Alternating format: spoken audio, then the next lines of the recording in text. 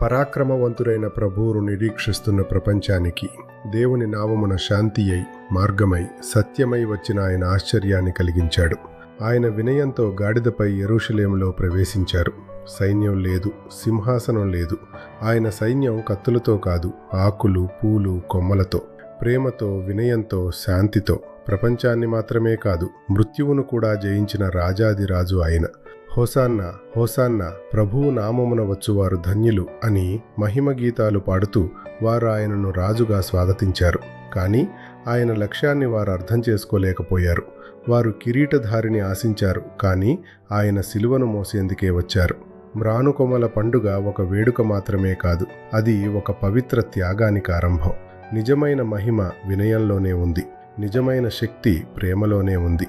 ఈరోజు మనం మహిమకు బదులు వినయాన్ని, శక్తికి బదులు ప్రేమను, త్యాగాన్ని పంచిన రారాజు ప్రవేశాన్ని జ్ఞాపకం చేసుకుందాం.